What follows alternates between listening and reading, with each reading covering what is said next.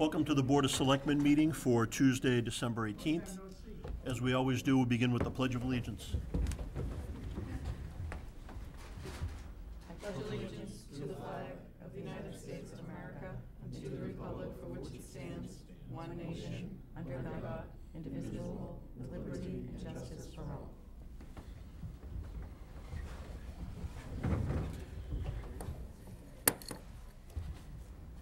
First up tonight is Jack Wiley to talk a little bit about user fees at Adams Farm. Welcome, Jack. Thank you. Good evening to all. You have some questions for me, or what do you want? We do have an account. There are two separate accounts for the Adams Farm Committee. One is for fees and one is for donations. The accounts, this is as of November 30th. The donation account had $3,449.59.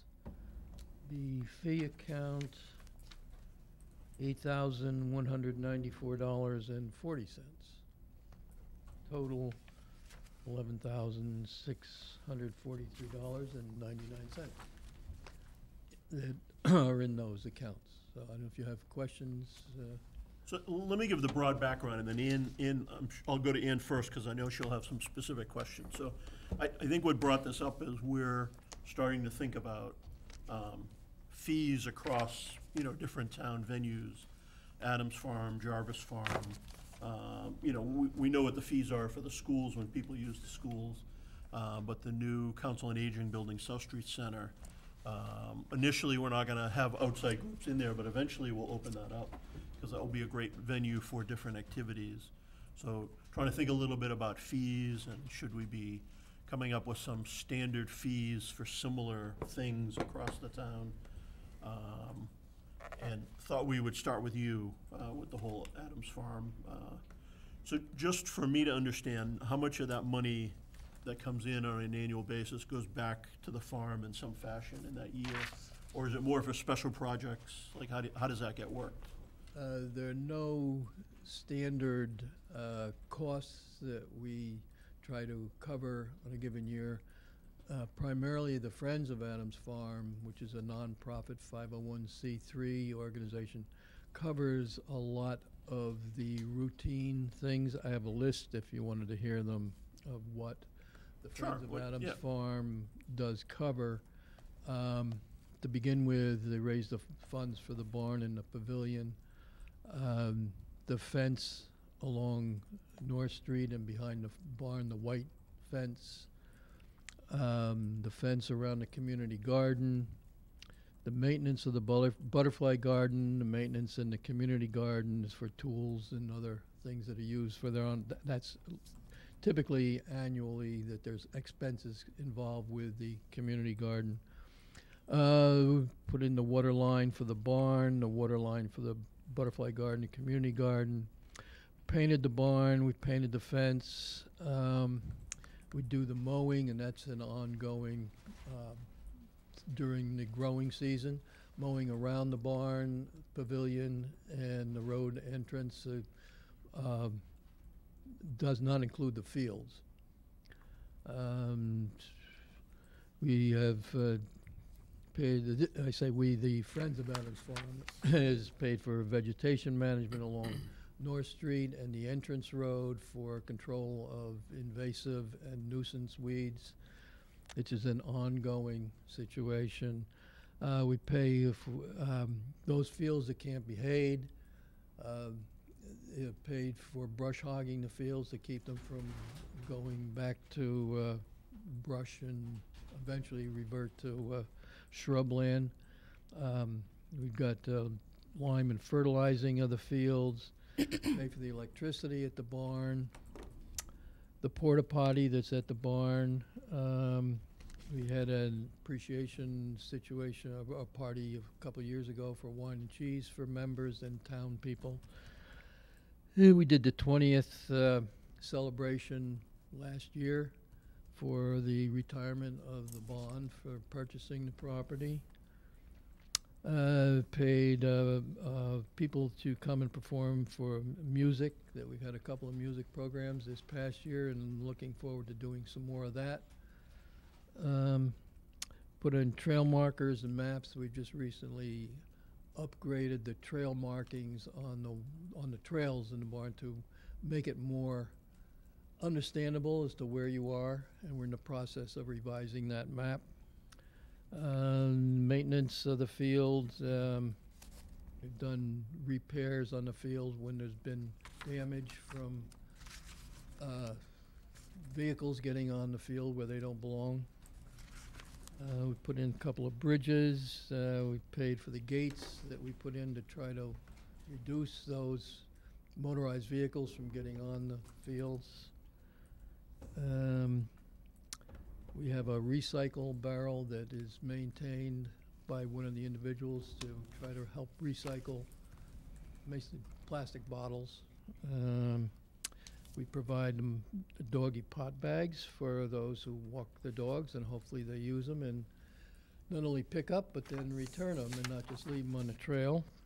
We've done a seed library, which is at the library, an exchange of seeds for anybody who wants to do that. We sponsor the Cub Scout Pack 44, and we've done a number of Eagle Scout projects at the farm. That's things that have been involved with the Friends of Adams Farm and pay for those things that come up. So the Adams Farm Committee and the fees, the money that's in these two accounts, we've used minimally for signs, and primarily the signs we posted around the Dave Lato field. Probably would need some more, and we're looking at some other things and work in conjunction with the Friends of Adams Farm for other projects. There's, I think, a list of projects that would like to be done, and depends on what they are and how much it might cost to do them. So I'll just make a couple quick comments and then give Ann her chance. But I think Adams Farm is a gem. I've cross-country skied there in the winter and ridden a bike around there in spring and fall and summer. And I like that over a period of years it's been opened up. I like the bicycle racing, or whatever you would call that, because it brings in, you know, a lot of the younger kids in town and all that. So I think it's a great thing to open it up and look at different groups that can come in and, you know, get some use out of that facility, because it's really a great one. So Thank you. let me go to Ann. Sure, thank you. Thank you, Mr. Wiley. Thank you for coming. Really appreciate it. My pleasure. And I just want to say thank you to you and the Adams Farm Committee and the Friends of Adams Farm for keeping Adams Farm a gem and a treasure for Walpole, because it's really, it truly is that. So, and I appreciate you coming here to give us all this information, because since I've been on the board, I don't think I've really had a full understanding of everything that the committee and the Friends of Adams Farm does in terms of maintenance. You've given us a whole laundry list of items that have been done. I mean, an incredible amount of work, ongoing maintenance. Are there financial statements that are prepared every year so that it would, in one sort of four corners of a paper, be available? Is anything prepared by the committee for basically what you've just presented to us verbally? Is there something that on an annual basis that encapsulates and captures the revenues, whether it's donations and fee revenue, in the Not expenses? really. Only I get the form from the town accountant on what's in the Adams Farm Committee accounts. Those are the two accounts, and that's a monthly sheet. There are the income from that, from a fee standpoint. The community garden there's a charge for each plot, so each gardener pays that. That money now goes into the Adams Farm fee account. The donations are people have made donations to the town, to the Adams Farm Committee, to the gift account. That isn't something that can come, you don't know when that's going to happen, but primarily the fees. Certain activities we charge before, we have a fee list. Right, I found your fee list online. For town residents, it's a $100 fee if they want to use the barn and pavilion for an event. For out-of-town residents, it's $200, and then for commercial types of events, that's a $500, and that's per day. We've had some weddings. We've had a few weddings at the farm where they use the facilities.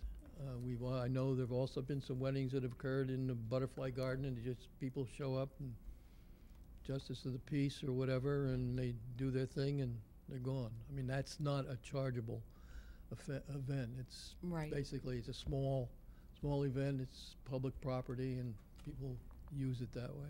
Right. So we feel that nonprofits who use it, and a number of these do it with some kind of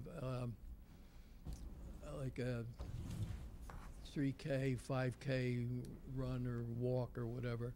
And we feel that type of group, that you're doing it as a fundraiser for their organization, so we don't charge for that because we feel that money should go to the fundraising event rather than charging for that. We did bring this fee schedule before your board 2-3 years ago. I forget exactly when, but it's I forget, I do remember. been a Yeah, while. A while ago, yeah. Question had been asked at that time, how do we compare Adams Farm to other towns that have their town facilities and do make them available to outside organizations?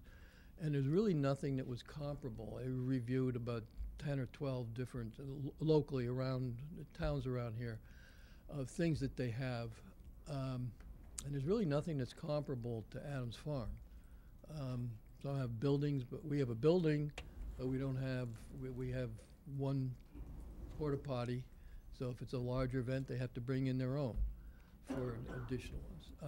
We don't have hot water. We don't have a kitchen. So there's really nothing that seems to compare of the, I'd say 10 or 12 items that are different venues that I looked at that had anything that you could even say close to Adams Farm. So we kind of picked this and thought this was reasonable. There ought to be some charge for the use. Now you mentioned the bike race. There's a big a bike race that's been held now for several years, typically the end of July. That's a nonprofit organization, but they donate a sum of money after they cover their expenses to the Friends of Adams Farm. So they're not charged for the event, but they do make a nice donation to the Friends of Adams Farm. So that we feel that covers that. Thank you. And I do see the fee structure, and I'm not, it's not in my wheelhouse to figure out what the appropriate fees are. I think that's up, and I would imagine the board would agree that that's between, up to the Friends and the committee. But what I do note, and that concerns me, is that all nonprofits are charged $0. And my concern is that nonprofits that are not based in Walpole, because it is Walpole taxpayers that paid for and continue to pay for the property, that there could be, it could be considered to charge a non-Walpole nonprofit even a de minimis charge. I don't think it's fair for non-Walpole residents or taxpayers to avail themselves of the property. And I'm not saying we need to do it, but I think it's something that should be considered just because it is an expensive piece of property to the taxpayers. So, and I fully support nonprofits having a venue to do these things, and that some of them do provide a donation after. But I think there should be considered for non-Walpole organizations then maybe we could consider something. For them. I guess my question would be, a number of the applicants who actually make the application are Walpole residents for their nonprofit. So it's, how do you decide? And maybe is this a Walpole and maybe that's the organization answer. or not? You know, Right, and maybe that is the answer. But I think there should be a tie to, not necessarily a Walpole resident who just happens to be participating in that, but that is actually tied to the organization by means of being on the board or an officer of some sort. No, I hear I what just you're think it's something saying. to think about. Yeah, I think our basic approach to that was that the nonprofit did have, does use, the money goes towards their cause. And as far as out-of-pocket costs, basically, Friends of Adams Farm is paying, I think you could say almost all the out-of-pocket costs for, and if they need additional porta potties, they have to pay for that. The organization has to pay to bring those in. The electricity is paid for by the Friends of Adams Farm. So there's not much out-of-pocket cost, but I hear what you're saying, that it is town of Walpole people paid for the property. If the board would want us to do that, then we could certainly amend the application form to include a fee for. So my suggestion would be, don't do anything different right now, because as we take a look at Jarvis Farm and the new South Street Center, I think that we'll probably want to have another conversation about some ideas on how to, true things up, financially speaking, and, if we want to have a policy about, whether you're a Walpole nonprofit or an outside, and then this sounds like there's a middle ground where maybe it's an outside group, but they have a lot of Walpole people, so we'll want to take a look at some of those issues, so don't change anything right away. We'll hold what we've got. Okay. Nancy? And I would say that your fees are on target, because it's not like you don't have a waiting list. So you're definitely not undercharging or overcharging, you know what I mean? Like, it's not completely blank so that you're overcharging, and there's no big waiting list because you're undercharging. That, whatever it is that you're doing, it's kind of used appropriately. I think that's nice. One thing, though, that has been brought up to me and has questioned me, the poop bags. Are they biodegradable? Do they have biodegradable ones? Because from what I hear, it's quite an issue and a pet peeve, that if you're going to take the time to wrap up the poop, but yet you're gonna leave it there, I mean, if you can't wrap it up and bring it to a trash barrel, you might as well not wrap it, because poop itself is biodegradable in the sense. Yet if the trails are gonna be littered with bags, can we get biodegradable bags? That is true. Well,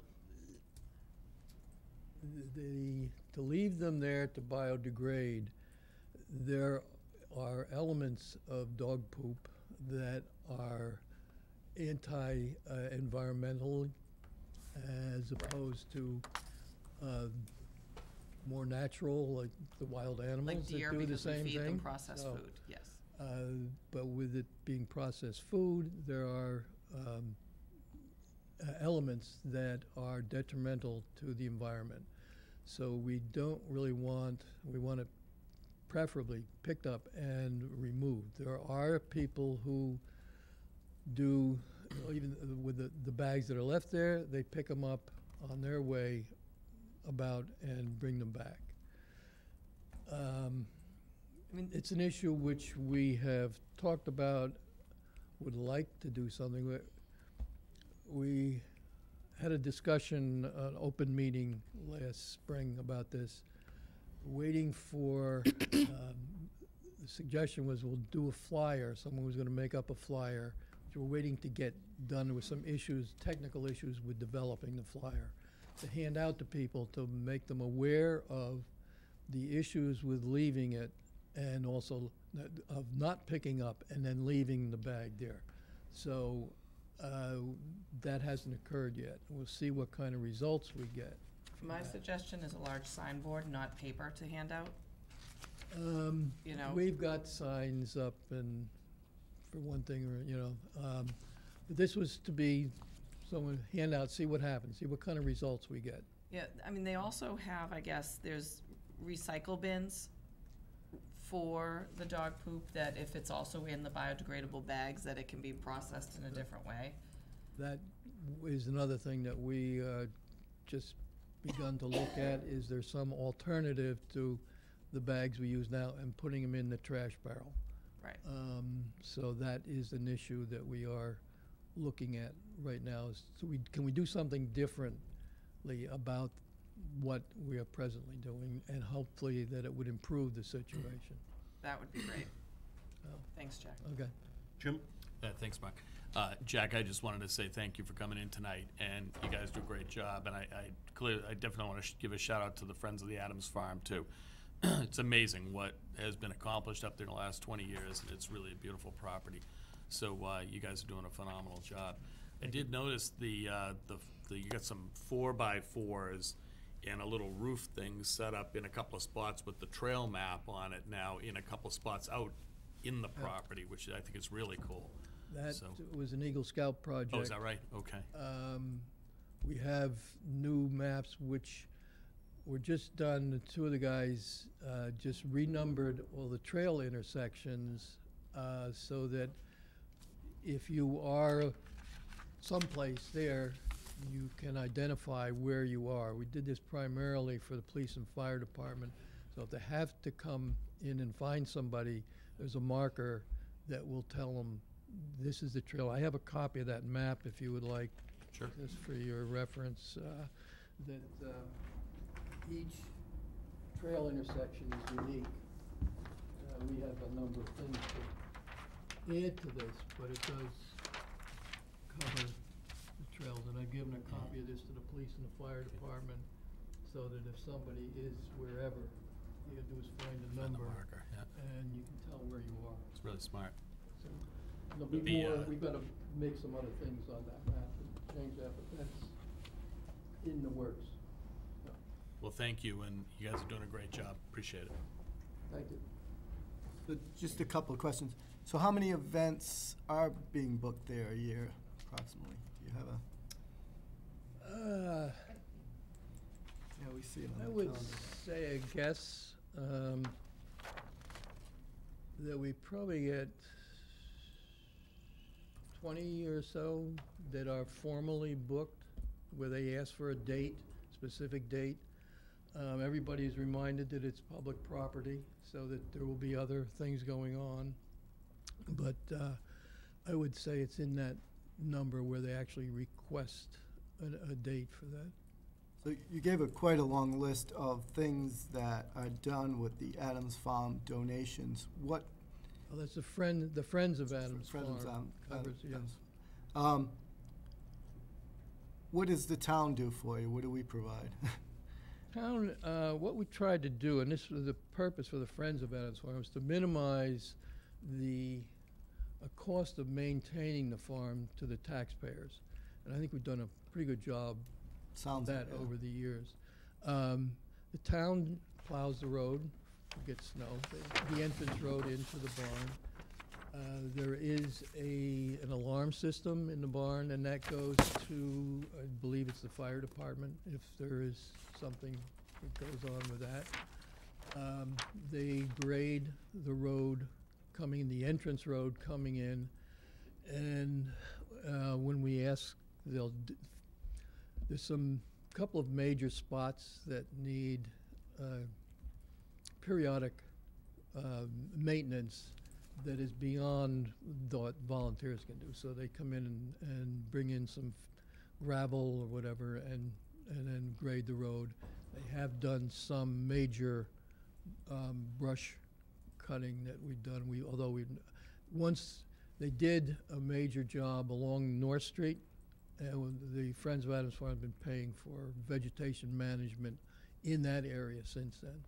So they do occasionally do some things like that. But we And you try made to- some distinction in the mowing. There's some mowing that the town does to the big fields or something? No, No, the okay. big fields are hayed, Okay. which we have to wait till it's wet in the spring. And so we have to wait for it to dry out and then get a decent growth to do the haying on the front fields. The back field, if you've been to the back field, right now we have a lot of what's called swallowwort. It's an invasive plant and it's toxic to, particularly to horses. So if we get mixed in with the hay, it's not good for the horses. So we can't, last year we had to pay to have it brush hogged instead of, the guy who does the haying hays it and takes the hay and doesn't charge us. So it's an exchange, even exchange. We do pay to have the field behind the barn, there's 2 fields there, to have those brush hogged so that they don't overgrow, to keep them as a field. But that is, if there's any charges involved, the Friends of Adams Farm has paid for that. And this may be a question for Mr. Johnson rather than you, but, so do you have control over both accounts, the 8,000 fee account and the donation account? Yes. Okay. Yes, that's under the Adams Farm Committee, yes. And it's just an accounting that Jody keeps in accounting, and what you were referring to was in Munis, she provides him with the monthly printout through our software system. But as far as expenditures from those account, the Adams Farm Committee, Yes. only the Adams Farm Committee needs to approve it, is that? Yes. And the Friends do their own filing, and their own, whoever's on the Friends, do all their, for their 501c3. they do all their record Yes. keeping and tax filing. Right, there's a board of directors for the Friends of Adams Farm that approve expenditures. So, Mr. Wiley, there is a treasurer of one or both of the committees, correct? Or the Friends of Adams Treasurer- Farm? There's a treasurer for the Friends of Adams Farm. And that individual maintains the checkbook and the books and records of all the, you know, Yes. the fees, the revenues and the expenses Of Files the it. Friends. of The Friends. of the So there's- Friends. there's two- so Right, I these know- two I know there's a- accounts are under the control of the Adams Farm Committee. The Right, Friends are separate, they do their own fundraising. Correct. So, but as far as the fees account goes, that particular account, because that is revenue to the town, Correct. even though it goes through the Friends of Adams Farm, no, the Adams Farm Committee. Right. Is there an account, other than just a net amount at the end, like a balance in the account of like the $8,000? Is there a P&L or, I'm sure there is, yeah. Some- We can does someone- print that out through, is we that know the priority? system and see what they've taken in through gifts and through and spent out. right, is that provided to somebody? Is that on a monthly or quarterly basis? It I doesn't can sound go in like it and is. dig it out through Venus. I know it's in there. If she collects it and she has an accounting of it. Of the fees that are collected, Yeah. the annual fees? Yeah. Yep. Like I'll give you an example, for the Council on Aging gift, all the gifts that have been given, we have a running tally of how much has been given. Sometimes it's anonymous, but what's in there. So we know what's in there, what's been spent by the COA. So I'm assuming, I haven't dug into this one, we do it the same way, even on a smaller scale. Okay, Yeah, like Cindy collects the fees when they put in the application. okay, Deposit them, gotcha. depending on what it is, donation or. Okay. Yeah, I don't necessarily want to see it, I just want to know that there is that control over monies in and monies out. Thank you. Just another clarifying question on that. So the $8,000 in fees that comes in, is that in a revolving fund type of thing, like the school department one is, or is that? I was just actually thinking, I think it may be a 53E and a half, but let me verify that. Okay. Just curious how that, I mean, not that You want to see a copy of the November statement? That'd be of help. no, I think we're more curious about how it works, just the process-wise. Go ahead. I would say thank you for coming in. Okay, And when Welcome. we go take a look at Jarvis Farm fees and South Street Center fees and some of those, we'll probably want to have you or somebody come in and Okay. just have a conversation about, you know, how to sync them up to the extent we want to do that, and, you know, figure out if there's any suggestions that we have or you have, so. okay. Yeah, and that's what, my question's to understand where the money goes and how we handle it is for exactly that. How do we do it on the whole scale of all the different departments? So I'm just trying to understand it. Yep. Good. Thank you. Thank you. Thanks, You're Jack. welcome. Thank you. Thank you. Jack, have a nice holiday. And you too. Next up is Lorraine Dundon, seeking appointment to the Trust Fund Commission. Welcome.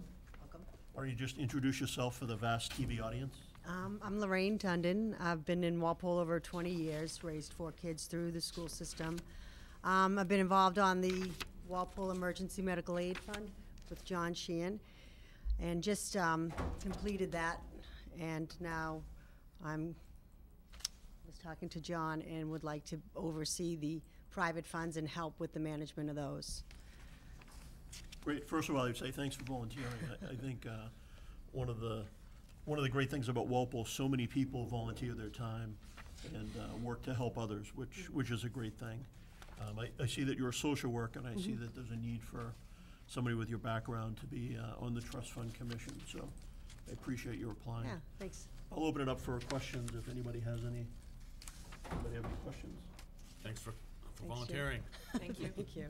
I'll make a motion to appoint Lorraine Dundon to the Trust Fund Commission for a term to expire April 1st, 2021. Okay, I'll thank you. second that. All in favor, please say aye. Aye. Thank you. So you're gonna get a letter from the town clerk, and then once you get your letter, Cindy sends you a letter, Make sure I return. and then you can go to the town clerk and get sworn in. Okay, So, will do. All right, Okay. thank you. thank you. Thanks. Please go ahead. I'll make a motion to accept a letter of resignation from the Historical Commission for Sam Obar. Second. We have a motion, a second. All in favor, please say aye. Aye.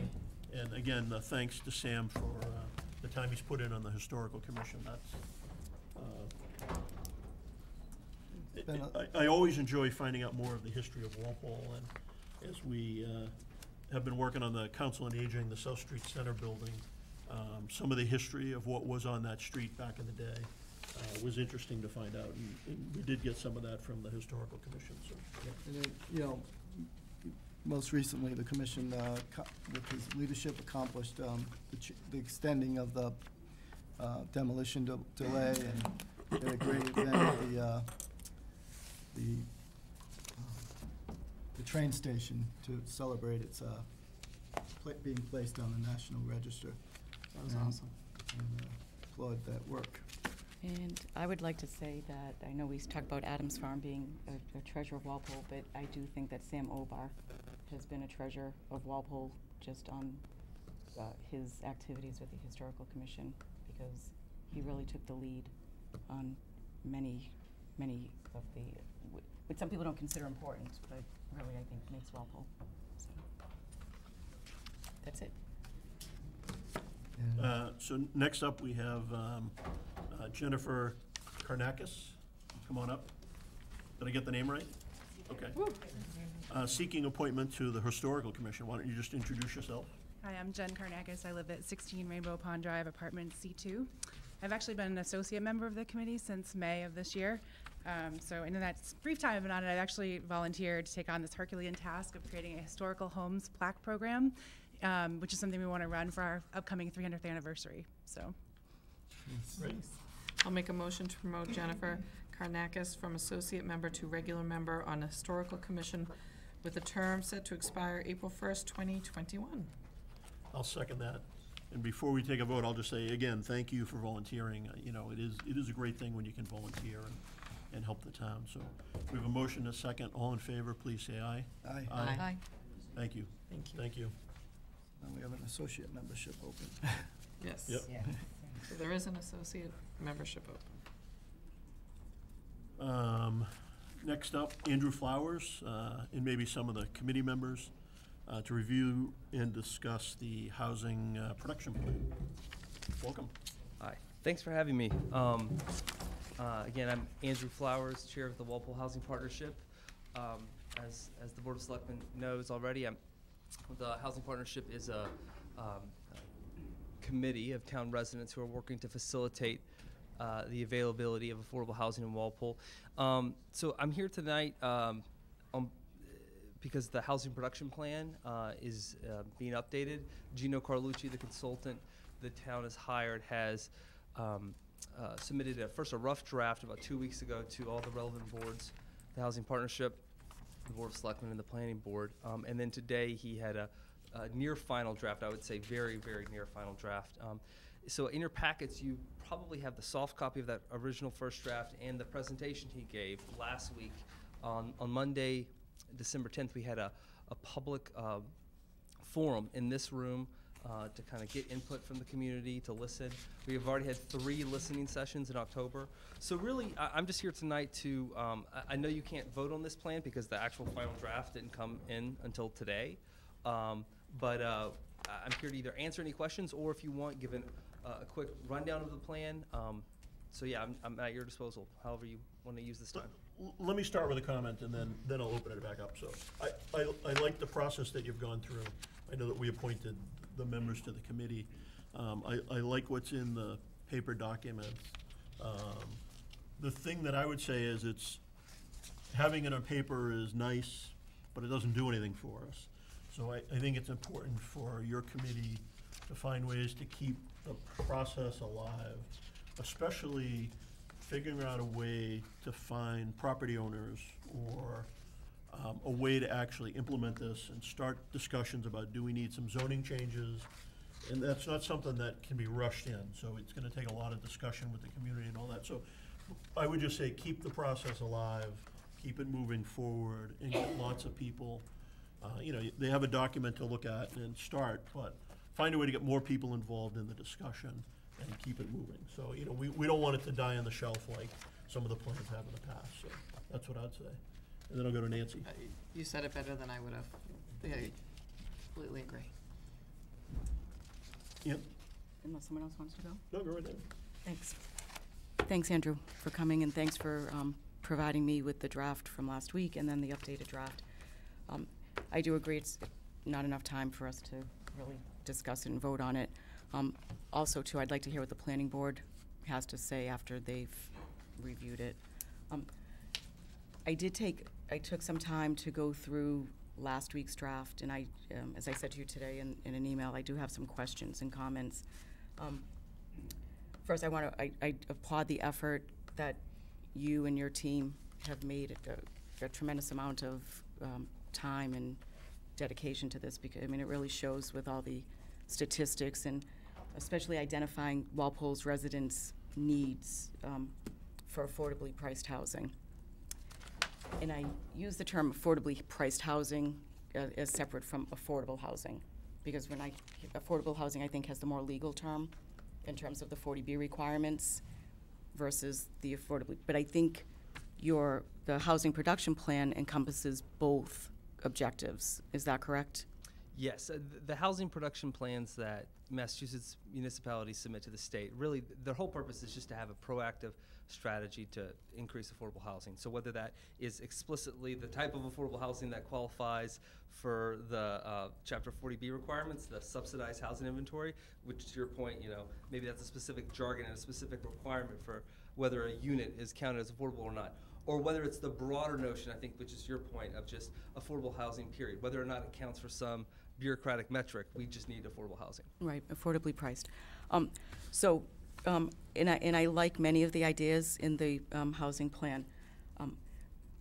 What I've noted, and I don't know if the rest of the board agrees with me, if they've noticed this, a lot of the solutions seem to be heavily weighed, too heavily weighed, in my opinion, in the arena of the town of Walpole providing resources to developers, whether it's whether it's by town-owned land being either provided to developers for a small amount of money or no money at all, with the idea that these developers would develop affordable housing for very low-income people, or paying a density bonus to developers to comply with any potential inclusionary zoning requirements.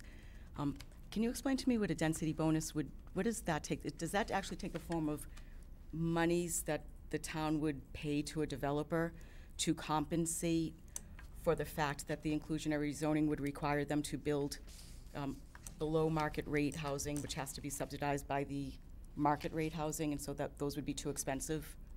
So.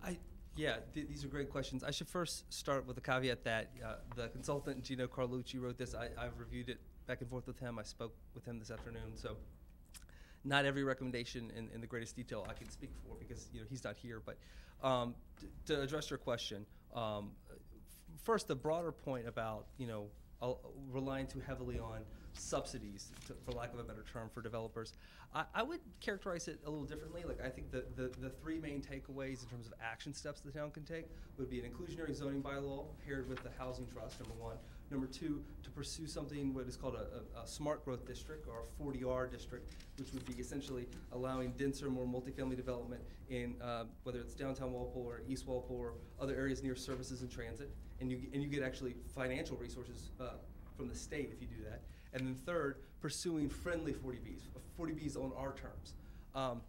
Now, some of those components do involve subsidies, but for the most part, I don't want to use the term free lunch, but essentially these are zoning changes that would facilitate developers building more affordable housing. And that doesn't cost the town hardly anything. There are some recommendations that Gino wrote in there, density bonuses being one of them, where there would be funding as a kind of carrot for developers. How density bonuses work in great detail, I'll be honest with you, I'm not an expert on that. That's something I think Gino can follow up with you on. But my general understanding of them is, if you designate a certain area, a certain zoning district, like the GR zone or the central business district, and you say, or the smart growth district is a great example, we're gonna provide density bonuses if you build inclusionary zoning, not inclusionary zoning, affordable homes here. That is either a payment to the developer or a subsidy. Maybe it's a discount on permit fees. It's a variety of different subsidies, but it's not so expensive as to be onerous on the town, is my understanding. Right. Well, but the way I did read inclusionary zoning is that implicit in that would be likely a density bonus that a developer would demand because they would not be able to price their market rate. I'm just pointing out my opposition to some of the town involved solutions. And one of the reasons why I would be opposed to anything that requires or would facilitate any kind of density bonus or any money coming from the town to a developer. One, I think that can potentially be a recipe for patronage, and I think people and boards have to be very careful in the relationships because developers will be seeking that. But more importantly, the taxpayers of Walpole would be actually subsidizing that density bonus because it would be coming out of tax revenue. So not only would the taxpayers of Walpole be paying that through their tax revenue to pay that upfront density bonus to a developer to facilitate some sort of social contract with the town. Going forward, it's to subsidize below market housing for which the Walpole taxpayers who own market rate housing will be sharing an unfair burden of the tax. So can I interrupt for a second? Because generally when developers talk about density bonuses, they're talking about the opportunity to build more densely on an area than is typically allowed by zoning, which means that instead of building 8 units, in a plot, maybe they can get 10 in. So most of the time, it's not something that actually costs the town any money. It's a way to incent the developer to build more, market rate, below market rate, subsidized units that don't actually cost the town money by giving them the bonus to expand the development a little bit. So most of the time, that's the density bonus. So like a friendly 40B kind of. Kind of like a friendly 40B or, so. Right, and I'm looking at it in the context of the inclusionary zoning, which requires developers to have a certain percentage of below market rate. And the reason they have the density bonus is to entice, to actually subsidize them because they can't price their market rate. They would be taking they wouldn't be able to price their market rate houses at the rate, they'd have to price them too high. Just something to think about.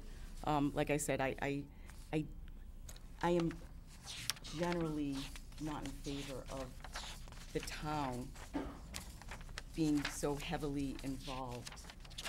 I know that we have to be involved in some regard in terms of zoning and expanding. So, for example, the AQV requirements, where we have zoning bylaws that are pretty, I think, archaic for numbers of AQV units on a certain set of acreage. So I like that. But when it comes to sort of any sort of financial quid pro quo. I think that's just something to be wary of. And the only thing I would say is I think that in general, you know, this is more than anything a concept paper, basically, that sits at 30,000 feet. And I think there's a huge amount of the discussion would need to happen before we get down to, you know, zoning ideas or districts or another AQV zone or whatever. And I think this is really just trying to get people to start to think about the problem and give them a framework to think about it.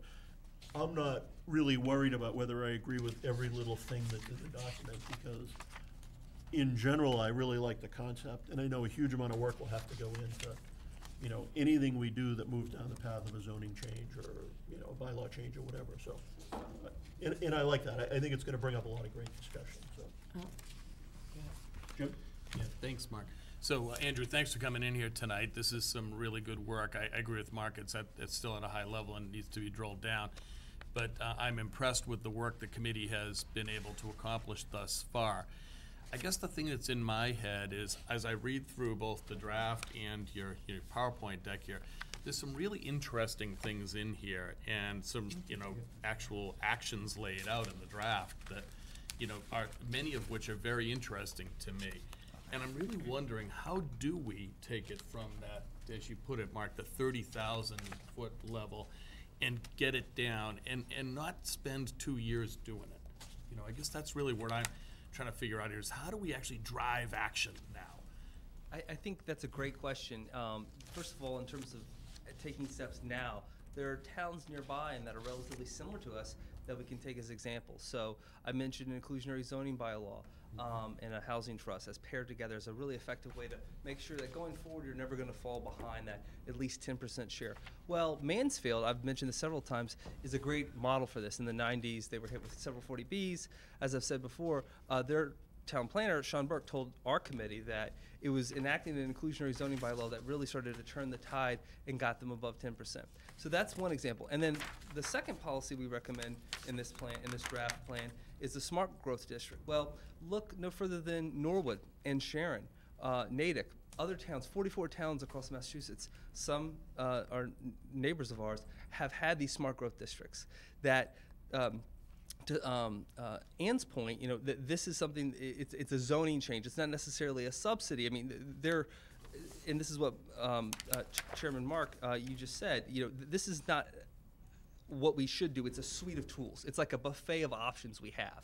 And it gives the town an ability to act on it. And we're providing you with specific towns that have done this that we can take as models, whether it's Mansfield's inclusionary zoning bylaw, Norwood's smart growth district, and then act on them. As to the next steps, how do we actually take action to this?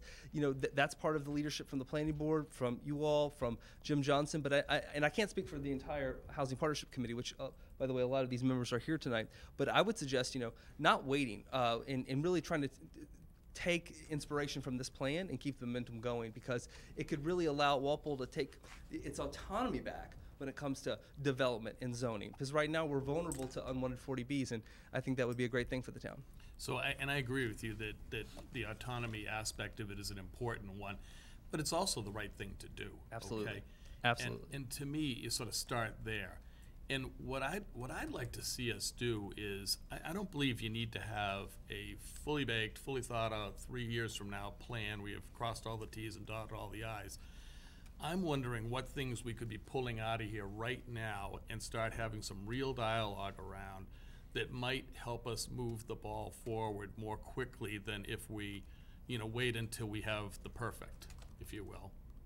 Does that make sense? Yeah, no, absolutely. I think those recommendations, the smart growth district and the inclusionary zoning bylaw, are things we can do now. Mm-hmm. Now, the one broader context here, and maybe others can speak to this, is I believe the Kindle Fund has some resources available, and its potential. It's been talked about whether through the Finance Committee that I'm on or other boards that this town could pursue potentially a broader zoning rewrite. Again, I'm not saying and suggesting that these affordable housing changes piggyback on that broader zoning rewrite, because that's going to take at least 2 years. I mean, it's going to take a long time, and why not act now, to Jim's point? Mm-hmm. So you know, and love to hear the board's perspective on this, but it seems to me as though we could chunk this up a little bit and spend some time in a workshop or whatever with the committee and others, whoever it might be, and try to figure out where are some early wins that we could gain out of this while we're putting, because I do think it's important to have a comprehensive plan. I'm not saying don't do that. But I think it's important for us to be moving forward while we finish the comprehensive plan. To your point, some aspects of this plan could take quite a while to do, just because you'll have to go through the gears of government, as you go through and try and change things. That could take some time. So I would be in favor of us doing a workshop, perhaps, with the committee and others, and figuring out what can we really get moving forward here. Yeah. I think that's a good idea. Nancy? I agree. I think there's like two parts here. We can have some short-term goals that we can get accomplished to maybe Band-Aid, but then I agree with it's time, we've been talking about it for a little bit, about a full zoning rewrite. And so see what works now to start the ball rolling, and then let's look into a zoning rewrite and, get it all clear. I have a question. David? Sure. So I see, unfortunately, that they are not numbered, but there's a slide entitled Walpole Affordable Housing Status. And clearly, when we reach 10%, we have more control over, we are immune from 40Bs, so to speak, right? And that says we need to create 413 units. Okay? And then on another slide that says numerical targets, it talks about the safe harbor. Can you tell me what the safe harbor is a little bit? So the safe harbor is, if you have 10% or more of your housing units deemed affordable, then you don't have any exposure to unwanted 40Bs. But if you're below that, as an incentive to increase more affordable housing, if you increase your affordable housing by 0.5%, you get a 1-year safe harbor, meaning that for Walpole, it would be like 45 units, 45 affordable units in 1 year. We get 1 year of safe harbor, meaning we do get a reprieve from 40Bs, even though we're under 10%. It's a way to kind of work our way towards it. And then there's another level to it. If we increase affordable units by 1%, so roughly 90 units in a given year, we get a 2-year safe harbor. So those safe harbors are essentially short-term reprieves from unwanted 40Bs. And then when we're at 10%, we don't have to worry about that unwanted 40Bs. Are they renewable after it? Like, can you create another 90 after the 2-year? They don't stack and compound, but in the sense that if you had 45 affordable units 1 year and you get a year of safe harbor, and you built another 45 the next year, then you get another one, yeah. But it's not like if you built 200, you get 4 years worth or anything. Okay. You also have to have an approved housing production plan. Exactly, and to the point on this, and this is what Mark mentioned, this is just a plan. There's nothing here is binding. We're not binding the planning board or town meeting, obviously, we can't with this. It's just a roadmap, and if we get this certified and we submit it to the state, then we're available going forward. If there's ever through the Zoning Board of Appeals, if there's ever an affordable unit that gets a permit, then that'll count towards our number, our subsidized housing inventory. But if we don't have a plan, if it's not certified by the state, then we don't get those units counted if they happen in that window. And this may be more detailed than but is it when they pull the permit, or is when the units are completed? That is something I've discussed with Gino Carlucci. My understanding is I'm not sure whether they apply or whether they actually get the permit when that date is set. But just to be concrete about the timeline we're in right now, this plan expired this month, December. I'm not forcing it, but if we, being the Board of Selectmen, the Town of Walpole, and the Planning Board vote and certify this plan, say next month, then at least by my understanding of the Zoning Board of Appeals and the Planning Board's docket, there's no applicant looming that involves affordable housing. But there is one potentially in February with the Burns Ave 40B that will be coming down the pike. So that's a great example of if we didn't have a plan, say next February, and that developer came and wanted to build a 40B, those affordable units would not count if we hadn't certified this plan. So that's our concrete deadline, I would think. Okay. So the plan itself doesn't buy safe harbor, but it's a requirement. Developing units while a plan is in place buys you safe It's harbor. necessary but not sufficient, yes. Thanks. Ian, did you have another question? I did have another question, and I don't know if it's getting too much into the weeds, and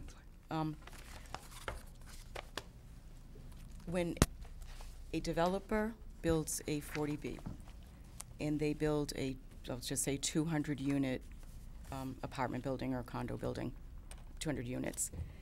If it meets the 40B requirements, where, what is it, 10% of the units are? 25%. 25% of the units are affordable. Are only, 20, 25, is that 50 of the units? Are only 50 of the units counted to the housing stock, or would all 200 units be counted towards the requirement? All 200 would be counted. Right, so that's actually an interesting number. So when you say 45 units in 1 year could give us our safe harbor, is that theoretically a 45-unit building, of which 25% of them would be affordable, but we would meet the requirement by those 45, and 75% of them are market rate? Yes, that's Yeah, my that's the understanding. good news. That's my Right, so understanding. So we that- could have a okay. 12 affordable Well, units. it in is the good yeah. news, right. So I just wanted to, I guess I did not get too much into the weeds. And not to, but there's great opportunity when there's large multifamily developments. This is why one of the 3 big takeaways is to pursue and maybe even solicit friendly 40Bs, where they're done on the town's terms, whether it's town-owned parcels that we've identified, whether it's specific zoning regulations that we're willing to, negotiate. Again, this is beyond my expertise. This is involving John Charbonneau, the planning board, and others, but having a portal for potential developers to come to and say, hey, this town's willing to work with me if I do it a 40B on their terms, that can give us a huge bang of, say, 200 units. Even if 50 of them are actually affordable, all 200 will count and really put us in the black. But my concern is, again, and since we're still talking big picture, I think there is a difference between the legal concept of affordable housing under the 40B requirements and Walpole's needs for affordably priced housing for anybody that of whatever income. So I agree. It doesn't seem that this is housing production plan is not pigeonholing the town, where we're just focusing on the 40B aspect, because I think that's a very narrow vision. I think the bigger vision is the zoning changes that would encourage smaller homes. Yeah, no, I completely agree. For- And the one thing I'll say on that is one of the recommendations here is to change zoning bylaws to allow for accessory apartments or in-law suites, which is kind of it's actually allowing accessory apartments to people outside of your family. Now, those types of units wouldn't count towards our SHI, wouldn't affect the 40B Right, issues. but it it's solves affordable another- housing, and it it's- matters on its own right. So Right. I agree with you on that. Thank you. So Jim Johnson, just to follow up on Jim's suggestion, I think it would be helpful if we could find a time, mid to late January, after the dust settles with the new year, and, planning board, zoning board, this committee, us, just, get anybody who has an interest in it, at least start to have a discussion and get a better understanding of what the issues are. And I'm already on record of, I think we do want to pursue a zoning rewrite, which isn't necessarily the meeting I'm talking about, but I think it's something that needs to happen, just to clean up zoning. We seem to struggle with that at town meeting every year, just any kind of a zoning change, so. Just a suggestion, so Sure. we're pretty booked in January, I know we have that budget meeting, so I would suggest something late January, sometime in February, see if I can coordinate That'd be fine, schedules. Yeah, that'd be great. And again, I want to make sure that we're sort of coming to the meeting with some ideas on, what could we be moving forward more quickly? A zoning rewrite, if we chose to get down that path, would take quite a while. Yeah, no, Yeah, that's the not the for meeting this I'm meeting, saying is right. not about the zoning rewrite, it's about more focused on this. What can we So, do now? Andrew, you've come up with, 1, 2, 3, 4, 5 things that you've mentioned through the course of this conversation, and there may be others. But, we would think you start with those kinds of things and say, well, what does it take to start down the path of these things and, get multiple prongs going while we're rounding out the whole plan? So I Get did to have, that during that session, that would really be what I'd like to see. I heard from a few people, and one of the avenues, things that we could be looking at is to have our economic development person start to look and locate particular projects and contact particular property owners, feel them out, see what they want to do. We could also look at some town-owned properties and see if we're interested in, one of the things that I see a very big need for is senior housing, and that counts. So specific senior rental housing units, which, you know, is a big need for families, that there's nowhere to downsize in this town at a reasonable price, but it's a way to stay in the town Agreed, and yep. still be part of the community and not hold on to their real estate long beyond their ability to Yep. afford it. And I think that's a real need that, at least for senior housing, I'd be willing to look at town land for senior housing. Sure. Maybe not for other housing, but definitely for senior housing, given the need that the current residents have for it. If there's some town land that it works for, I think that's, and we need to start to identifying particular parcels and particular landowners, both for the regular rentals and for senior housing, and do that as soon as possible. I looked at the map, and the map that we have at the end of the, is just some big circles. That we need to get down to the smaller parcel by parcel map, where we can actually see what would be what would fit 75 units, what would fit 100 units, and is it within those areas that the state is incentivizing. So. I should make one correction of something I said. Our member, Liz Barrows, rightfully pointed this out. Regarding the 25% figure, if you have 25% of the units in a multifamily development as affordable and they all count, that only pertains to rental units. So if you had homeowner units like condos or something, it may not apply. Okay, thanks. Thank you. So let's, Jim will coordinate, but let's try to get a group together of all those interested parties and see if we can't keep it alive, not just on a piece of paper. Absolutely, we should absolutely do that. And then the only administrative step before that would be this plan that Gino, again, he filed a final draft today. Hopefully, if it's at your discretion, you want to vote and approve that plan along with the planning board sometime in January. We can get it certified with the state and put it behind us. The planning board is currently scheduled to discuss this latest version of the final draft on their January 3rd meeting. Okay, Oh, that'd be good, great. that's great. We'd love to have it come back And then after come the back in planning January. board meeting, so. Right. And feel free to reach out to John Charbonneau, the community development director, or myself, or anyone if you have questions or if you want input in it. Great, thank you. Thank you. Thanks to all who came. Thanks, Andrew. Yeah, thanks to the whole entire committee. Is there anybody here for open forum? Come on up to the microphone. Just so people know, Glenn will go first. Just so people know, especially on TV, generally speaking, because of the open meeting law, and it's not on the agenda, we can't generally respond to any questions they're asked, but we'll take note of them and Sure, I'll be brief. make something happen. So I just want to let you know that. I understand the rules. I know you guys are busy tonight. I'll be brief. I'm just here. As a reminder, I'm Glenn Maffey. I was appointed by this board to be on the Walpole Trails Committee. So just wanted to give you a heads up. I have an event coming up. We have an event coming up on January 1st on New Year's Day. And this is just to invite you all to come down to Jarvis Farm. It's just a hike. It's a New Year's Day hike. We didn't invent this idea. It's something that the DCR does at Blue Hills and elsewhere in the state. And it's actually taken off across the country, but we kind of want to bring it closer to home. It'll be a 2.5-mile hike starting at Jarvis. It'll cross the boardwalk that we've constructed, connecting to the town forest, and wind its way to the high school and kind of take a different path back to Jarvis. We'll have hot chocolate at 11 in the morning, cookies. It's nothing. It's a no-frills, kind of low-key, although the whole town is invited kind of thing.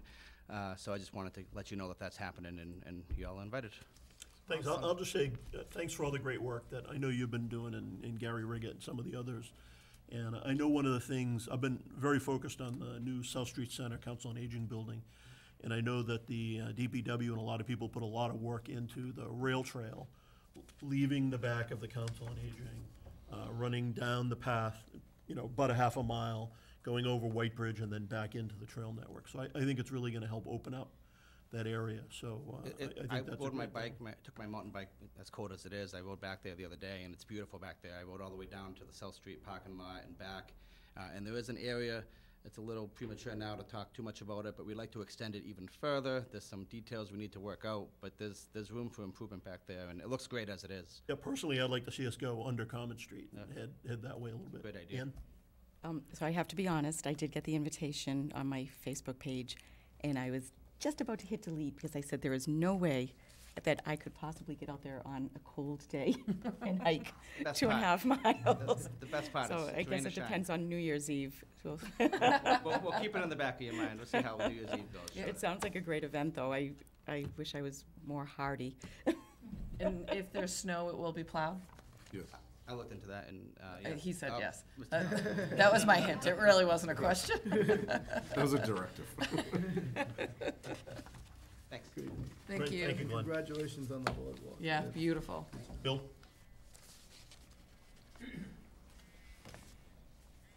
Hamilton Precinct 5.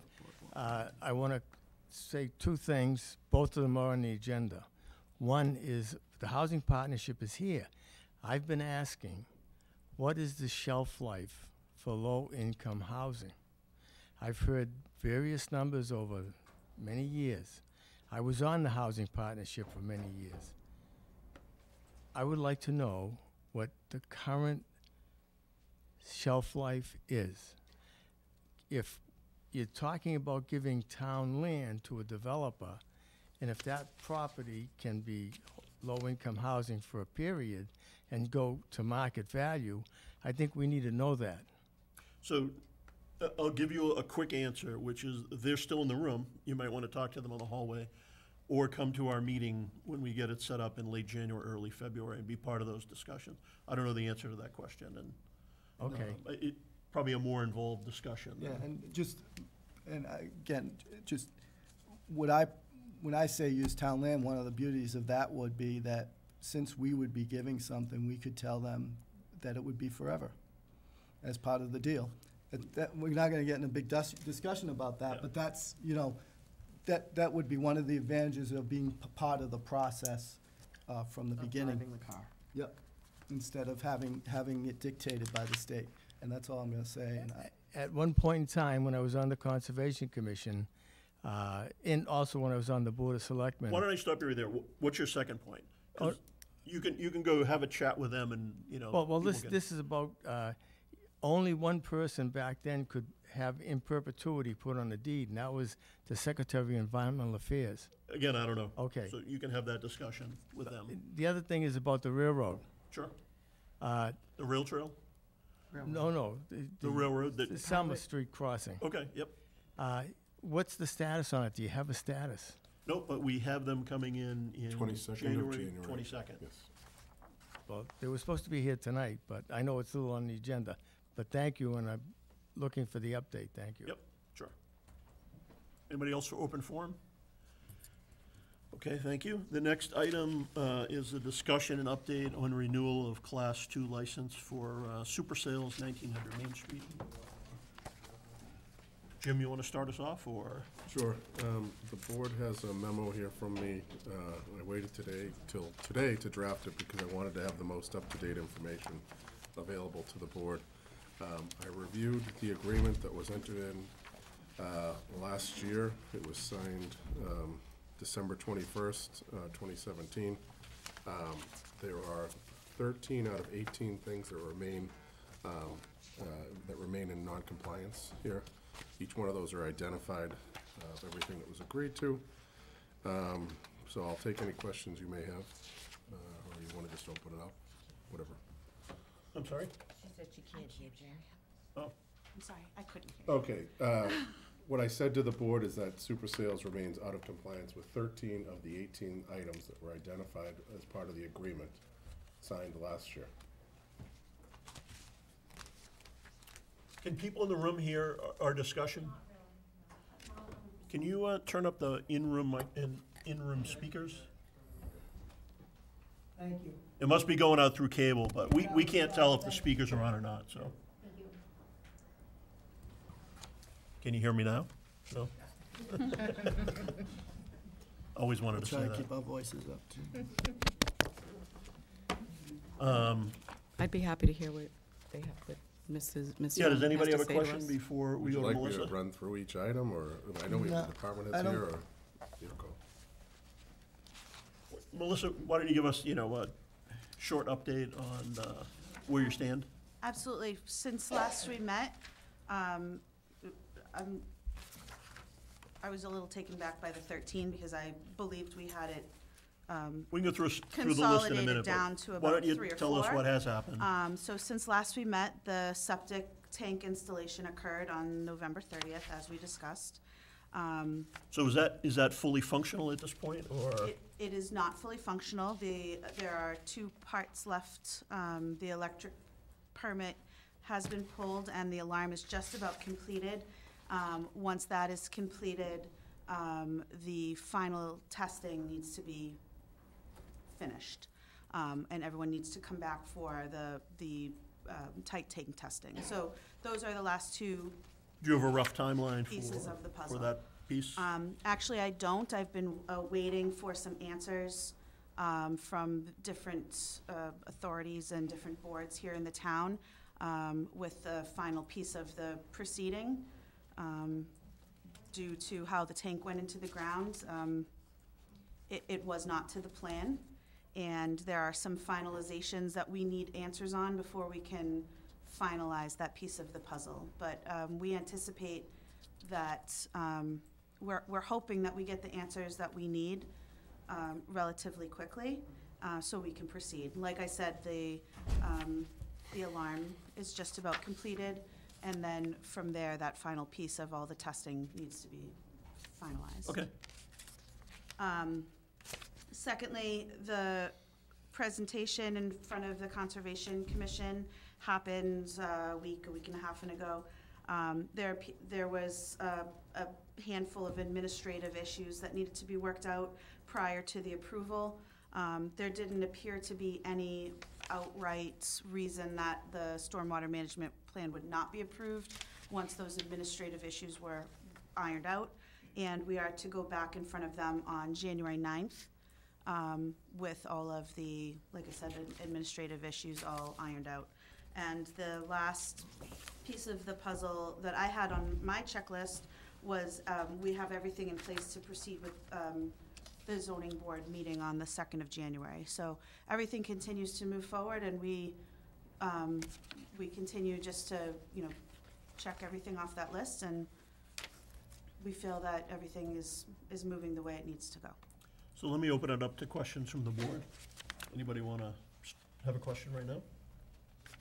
Ian? I have a couple. Sure. And I know we'll probably go through the list, but at least with number one, I just want to address this. Melissa, you're in a payment plan with the tax collector for the taxes for $200 a month? Is that? Yes. Have you been paying the $200 Yes, a we month? have. Okay. So I know I think it says currently not in compliance, but if they are paying what they're supposed to do, that's something we should The only talk reason about. I left currently not in compliance is because it's not to what exactly was written there. If this board tells me, remove that, Jim, what was written there was that all taxes will be paid no later than October 1, 2018. They are not. So if you want me to remove it, I will. But I just want to make the board aware of what was specified in the agreement. How much is left to be paid? Well, it's from that year. I believe it's just about the 7,600, maybe a little bit less. Yeah. But I think, didn't the board agree, I mean, they didn't enter into a payment plan in a vacuum, they must have entered in with the concurrence of. No, I the understand, but So if- again, we've got to focus back on that document, so. We were specifically told by the board at one of these prior meetings that a payment plan was completely acceptable, and that's what we did to proceed. I just think the wording is vague, it says not in compliance with the original plan, but they are in compliance with the current agreement. I'd like to go back to the Conservation Commission meeting. I was there, and I know you'll be appearing before them again on the 9th. Was the issue you needed something from your engineer? Yes. I saw that you had presented a plan that was not signed. Okay. First, they were requiring. Everything that he needed to complete should be complete. And again, it appeared on my end to be administrative, some changes on the plan, a couple of things a couple of the board members wanted to see. He can make those changes, no problem. There was a stamped piece of paper that he needed to submit. And there was also, although the DEP received our application, there seemed to be some sort of issue with them issuing a number. I have been in contact with them, but I have not received a response back yet. So I also mentioned that to the engineer. It probably is something he can resolve fairly quickly. Would you expect to be able to attend the January 9th meeting? I do. In front of the Conservation Commission Yes. with what you needed from their prior? Correct. Okay. And same with the ZBA meeting on the 2nd, which is, Yeah, the zoning board meeting, it had been continued multiple times because they were waiting for compliance with conservation and with the Board of Health. We fully anticipate that the septic is going to be complete fairly immediately, and I'm not sure what their decision's going to be because now we're continued with conservation past the meeting on the 2nd, so whether or not they continue or choose to make a decision pending that approval, I can't speak to that, but everything else appears to be in alignment with what they've requested from me. right, I'm just wondering if that's going to be a problem. And I don't know, because I don't know the zoning board. Yeah, I'm not sure with- either. If you're seeing them before the Conservation Commission, when the ZBA, are you able to talk to someone in the zoning, the ZBA before the meeting? I've actually tried to get in touch with someone from the zoning board, and I haven't received a response back. To give them an update of the scheduling, the change in scheduling? Yeah. Okay. So I see John at the back of the room. John, he raised his hand, so he probably has input for us. In terms of the status with the ZBA. John, just introduce yourself for the John vast Charbonneau. audience at home, and John come up to the Charbonneau, microphone. Planning Director. Thank you, John. In terms of the ZBA, they are currently on the agenda for January 2nd. However, because the project has been on their agenda for so long, since April of 2018, there's been change in the membership of the ZBA, so there may be an issue with having the minimum voting quorum to go forward legally, so we're working through that. And so, been working with the ZBA chair on that since last week. Are you, and you may not be able to answer this question, but my question is still the same. Is there going to be an issue in terms of timing because Melissa's and Mr. Santos's appearance before the Conservation Commission is after the ZBA meeting, and it seems that the ZBA wanted things in place before they, I just don't want it to cause sort of a snarl. I can't answer specifically to that. I just know the process right now is legally, the ZBA may not have a legal voting quorum to go forward on this project. So maybe moot. So how does that get resolved? Well, there's a letter being prepared right now, and the applicant's gonna be given a couple different options. Okay. I don't know this, I'm just asking the questions Okay, to try sure. to get some, Yeah, I just don't want anything to I was involved snarl in drafting up. the letter, but I don't feel comfortable speaking that letter because that's in the hands of the ZBA right now, so I don't wanna speak out of turn. Yep, understood. How much does it cost to apply? I don't know off the top of my head. I don't see that being a major hurdle. Apply to what? It's not Occasional. thousands. So, If I may, this speaks back to one of the issues that I believe we may be on Jim's list as not being in compliance with, and that's going in front of the planning board. This speaks back to this. We did not choose to apply to the zoning board. We knew we weren't ready. We knew the septic wasn't done. We knew the stormwater management wasn't completed. We were essentially, our hand was essentially forced to apply to the zoning board because of this last chance agreement. So in our best effort, it was gonna happen. I understand what you're saying. This goes back to the fact that. But I still have to go back to, the last chance agreement, which we are talking about. All of these things were supposed to be done in 2018. So Correct. I understand. All of these things would have been done in 2018, but our hands are tied. I don't want to go back through the We past. can't go We've had back these discussions. through the past. Stop, With stop. all Stop. due respect. Stop. With all due respect, stop. Let's go through the list, just so, Okay. very quickly, just, Jim, if you don't mind, sure. Okay, so item 2. Super shall not use the property for repair or storage of any vehicle except for vehicles that are for sale or sold on the property, unless and until the required zoning relief is obtained and allowed under the storage. At this time, it's shown as a non-compliance. The town is unable to determine if we're in compliance with this. The building commissioner and the deputy board of health agent visited there last week. They didn't get past the lobby. There was an incident there. So I'm unable to tell the board whether or not they're in compliance with this at this time. Okay, Okay? next. Item 3, super acknowledges to allow repair of vehicles, not to, for for sale on the property. Again, we're unable to determine if they're in compliance with this. Next one relates to the zoning board. Super shall file for an amendment with the zoning board for a special permit with the ZBA, case number 21-13, currently not in compliance with this. The ZBA chairman just yesterday mailed out a letter saying that there's an issue similar to what Mr. Charbonneau said here. There's a problem there. I don't think it'll be able to continue beyond the January timeframe. Number 5, Super shall submit an application for site plan review for the planning board with a copy to the building commissioner no later than February 1, 2018. No, not compliant with this item. Nothing has ever been filed with the planning board. Number 6, Super shall diligently pursue a site plan approval so that it is in place no later than April 30th, 2018. Currently not in compliance with this item. It hasn't been filed for with the planning board. Number 7, they are in compliant with remove all materials from abutting properties. That was as of the last visit from the conservation agent when she was able to go and back.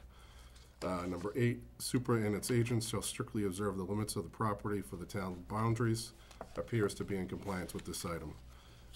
Items 8, 9, 10, and 11 relate to filing with the DEP. That rule has since changed. They're not required to file with the DEP. Article 12, item 12, sorry, Super shall install a new septic system within 60 days. That was as of December 2017.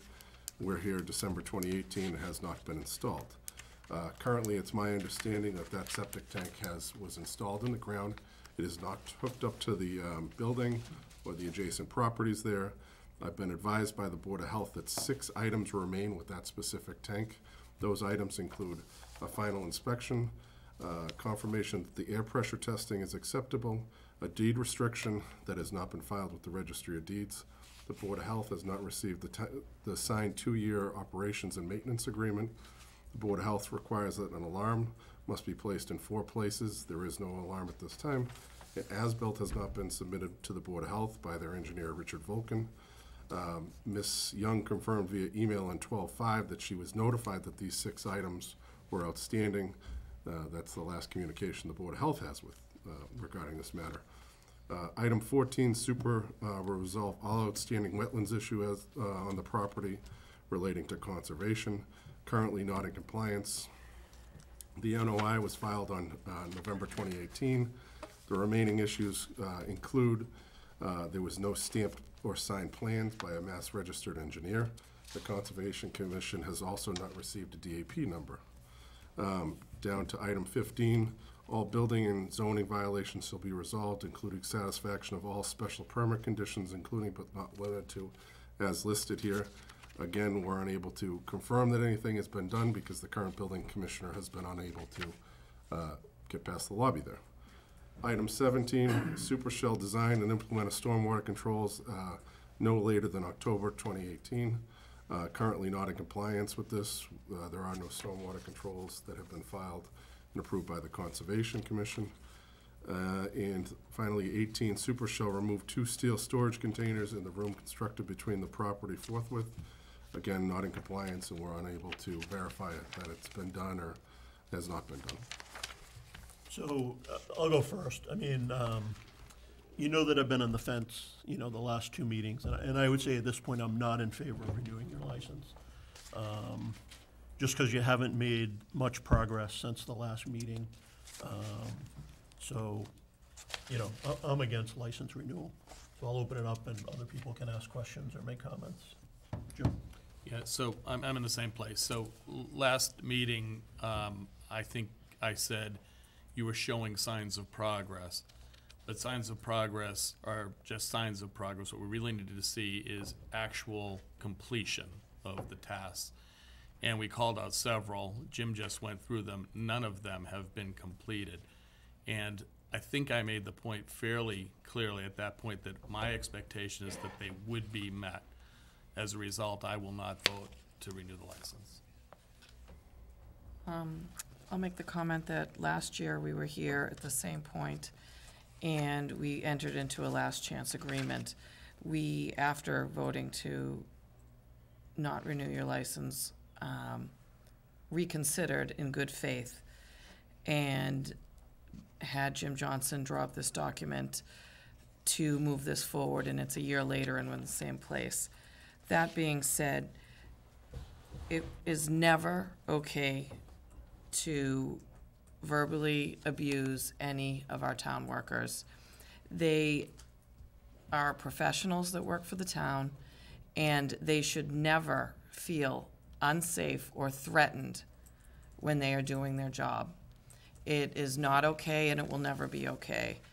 I am not voting to renew your license.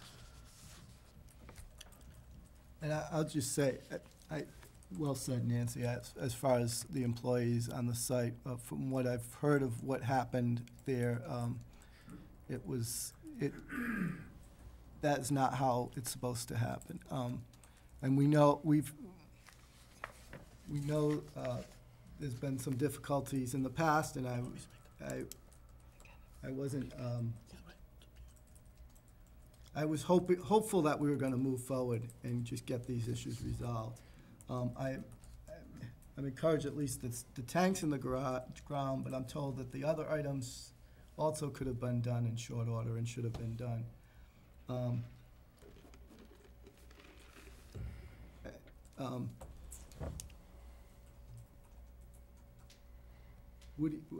I hope almost, I don't know what to, If I may. Before you speak, I'd like to speak. Go ahead. Unless David You'll needs to say ask you it? some I'm okay, questions. yeah. I'd like to persuade this board to reconsider. I know that it's 3, perhaps 4, against renewing the license. But I remember when we were here 2 or 3 meetings ago, and Ms. Young and Mr. Santos were before us. And we had a pretty in-depth discussion about timing and progress, and we didn't really come up with a time frame, because there were a lot of moving pieces. And my understanding of what has been done by Mr. Santos and Ms. Young, the tight tank has been dropped into the ground. And my understanding is, and again, not excusing any altercation or verbal abuse, were the building commissioner and the deputy board of health agent, did they visit your site unannounced, or were they invited? They were invited. Okay, so you invited them to visit? No, I stand corrected. I invited the building inspector. Okay, but they were invited, and he was invited onto your property? Yes, he was. To do what? We requested, after 4 emails and 8 days and multiple phone calls, we were trying to get a pre-inspection. The reason is that when the tank was dropped into the ground, and again, here I stand in front of all of you, trying to explain things that have happened time and time again, okay? The tank would have already been in the ground in May. However, this particular town has particular rules that you requested that we abide by. We had to have an installer that we You had. know what, No, I don't wanna relive the past. I'm gonna excuse me, stop you Mr. right there. No. Gallivan. This is my life. Excuse me, No. Mr. Gallivan. Stop. This is, I will not, No, this is stop. our livelihood, and all of you made comments that are in some part unfounded and untrue, and I believe that we have the right. I am a taxpayer in this town as a resident and a business owner. But And you all can't- of you but sit up you here cannot in make judgment. statements. No, I contacted every single member of this board. Sit down, to ask for advice. 1 of the 5 of you answered me. It is your job to protect us as a taxpayer of this town and as a business owner in this town. Not 1 of you responded, except Ann. But it's your Listen. job to actually fulfill the requirements of the Yes, agreement that and was how signed. can we fulfill the requirements in a last chance agreement that we were set up for failure? The building inspector, I met with the building inspector a month ago. I asked him, I brought him up to speed. I told him about what the previous builder inspector wrote down as our non-compliances. I invited him to the property more than once. When the septic tank was dropped into the ground by a septic installer that we were required to hire so that he was licensed in the town of Walpole, it was not done to the plan. It took us 2 years and fighting and arguing. Sit down. Let me do my job. So, He- let me no, just stop no, you there. Let's see excuse if me. Ann has any other questions, because you're just going over material No, we've I'm already not covered. going It's over already been on material. I am TV. speaking to the issues that you are up here judging us and saying we're not in compliance with. And it is false information. You absolutely need to let me speak. I'll give you okay? 1 minute. The day that tank dropped into the ground, the septic installer did not install it to the plan. It changed the entire plan. It changed the entire way that tank is designed. The money that Jay spent, Jay's done nothing but pay the people that we were requested and required to hire and requested and required to have. When the building inspector and the deputy agent, health agent came to our property, yes, we are angry. We had questions. We have questions on how to proceed. The Board of Health approved a plan that the plumbing inspector has confirmed to me is not even to code of the town of Walpole. Illegal. And you guys are asking I'm us. going to stop you there, because No. you're making charges against the town that I don't believe are true, Because so please how stop. am I supposed Ann, to? do you have any other questions to ask I before we do. move forward with a vote? I do. With respect, Melissa, with respect to the questions that need to be answered by, well, that you'd like to be answered by the building, is that, The you want day- them answered so that you can move forward Yes. with what you need to do to Hook up the tank. hook up the tank? Yes. The day the tank was installed, the septic installer at that time tried to hook it up to our building with PVC. We know that the plumbing code requires 10 foot of cast iron coming out of the building. We called the plumbing inspector that day, and I called the building inspector that day. I did not get a response. I called the plumbing inspector and the building inspector the following Monday. The plumbing inspector called me immediately back and said, yes, the code is 10 foot of cast from the building. At that point in time, I followed up with the building inspector a second time, by email, by phone call, multiple times, to say, what do we do? How do we proceed Can I to hook interject? this tank up to the ground properly? So that's where I'd like to interject. It seems that there is a reluctance on their part, on Melissa Young's and Mr. Santos's part, to move forward with another step in the process for fear of. Well, and I think people, when they're abused, they don't want to deal with you. They went over to We've been abused have a for meeting. 20 years. You're not treating people correctly, you're swearing. It's just not proper behavior. So it's hard for me to understand why you think people would want to come over and help you when you drive them away with your behavior. So I don't understand that. And, What I you know, don't I've been underst- on the fence. I was hoping that tank would get in the ground like you told me it would. I was It is hoping in it the would be ground. hooked up. Well, it's not usable. I was hoping that it would That be in the wasn't what was ground, it'd be hooked requested. up, it would be alarmed, all of those things would be done, and they're not done. So And they're not done. That's why I'm on And the, I'm we not had gonna a renew conversation multiple times with Mr. O'Neill asking the question in the line of questioning. What do we have in our control? Okay? The town of Walpole has it set up so that a normal human being cannot operate a business. There's No, regulations, stop there's right there. bureaucracy. You're No, saying excuse things me. that are just not true. It is just true. I'd like to move to a motion right now, please. This Make is a Ann, motion. sorry I'm gonna cut you completely off, but- unfair. It is the Stop. finding of this board that the premise known as Super Sales and Service located at 1900 Main Street is not suitable be ashamed to of hold a Class II license, as John Santos and Melissa Young are in violation of the agreement of 2017 with the town of Walpole, as they failed to comply with the requirements of the agreement. The board therefore will not renew the Class II license. I'll second that. All in favor, please say aye. Aye. I'd just like to make a little bit of a statement. First of all, when I admonished the behavior at a recent site visit, it does not, while I think what happened there should not have happened and you shouldn't have done that, it doesn't weigh on my decision one way or another. Did anybody as ask to- us what happened? Doesn't, I'm speaking, it doesn't weigh one way or another on the decisions I'm making here.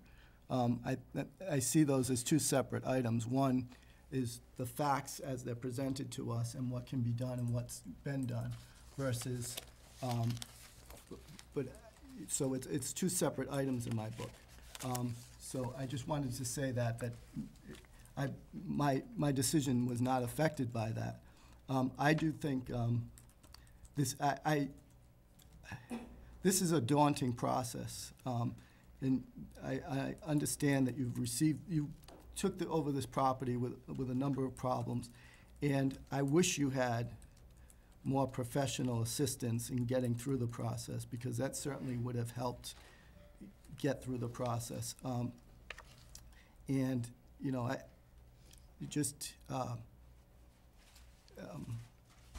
you know, there's a lot of hoops to jump through.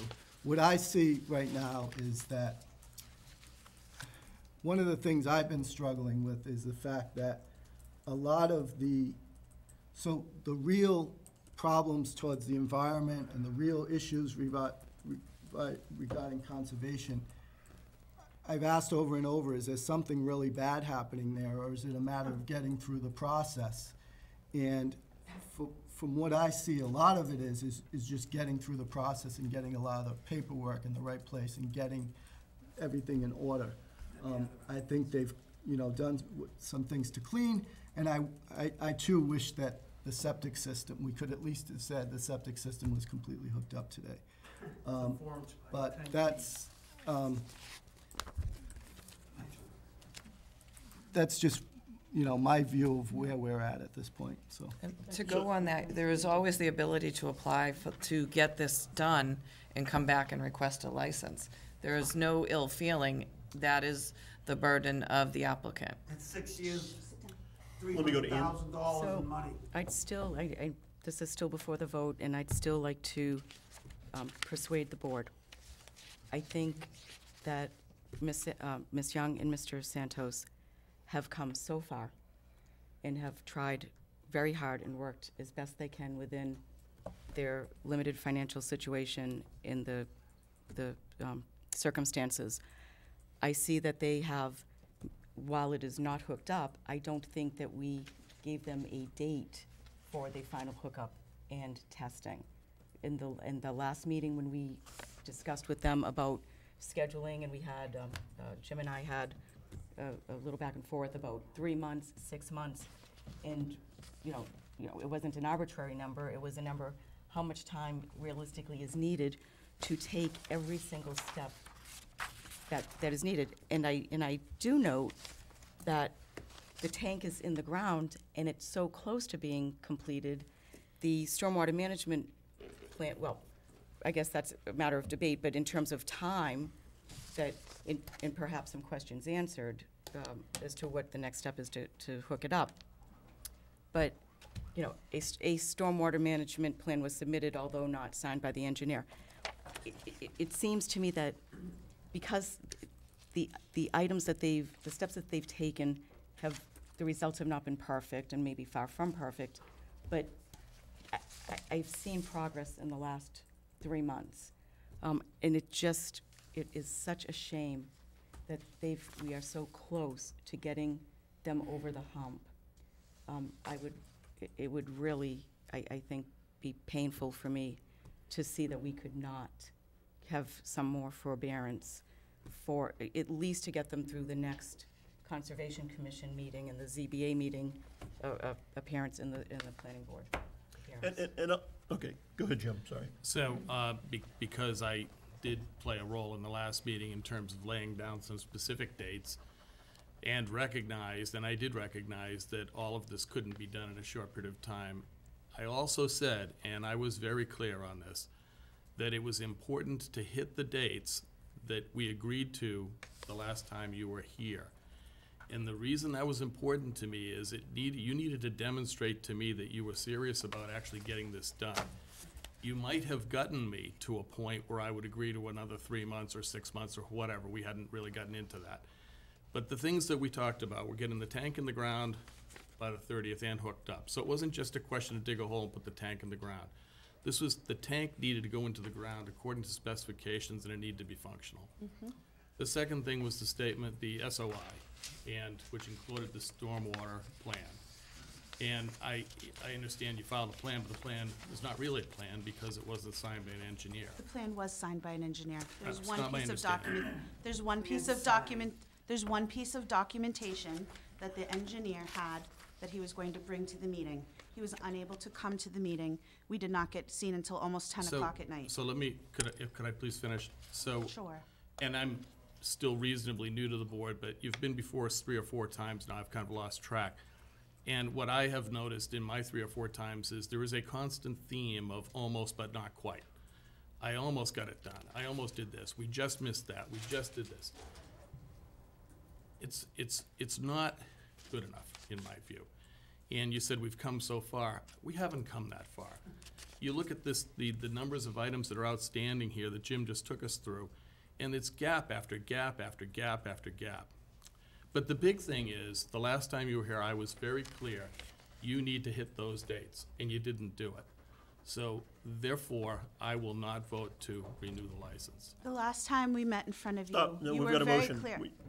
We're done, so we have a motion. How is it fair that Stop. we don't get to speak? You don't get to speak at this part. Once a motion is in force, you don't get to speak. So we have a motion and a second. All in favor, please say aye. Aye. Aye. Against? No. Abstain? So 3-2. So you can throw out a motion and keep me from speaking and addressing the issues? Thank you, Melissa. Please come back when Merry you're satisfied, Christmas. when You you've should all be accomplished, ashamed of yourself. when Merry you, Christmas. when you can meet the requirements of the agreement that you signed over a year ago. Please come back. You'll be hearing from me. Thank you. Thank you. Okay. We're looking at 40 cars in your used car lot, buddy. This town's gonna be real busy now. Lawsuit time. Please leave, sir.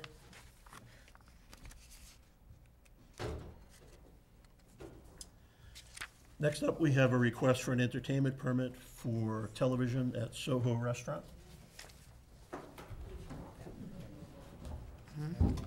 All the paperwork in place for that, Cindy? Yes, everything is in place. I'll make a motion to approve the request for an annual entertainment permit for Soho Restaurant as presented to the board on the application. I'll second that. All in favor, please say aye. Aye. Aye.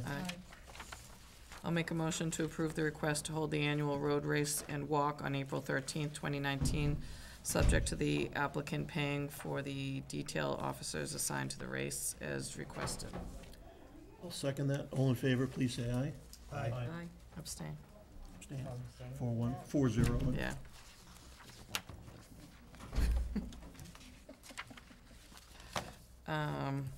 I'll make a motion to renew the common victual licenses as listed on document 1231. I'll second that. Any further discussion? All in favor, please say aye. Aye. I will make a motion to renew the entertainment licenses as listed in document 1232. I'll second that. Any further discussion? All in favor, please say aye. Aye. I will make a motion to renew the Sunday entertainment licenses as listed in document 1233. I'll second that. All in favor, any further discussion? All in favor, please say aye. I will Can you read the second motion?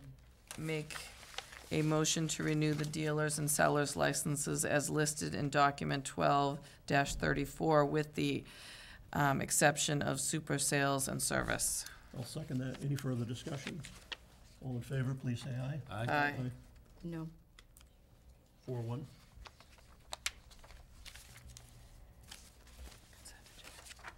Oh, my turn. These following items we made as one motion.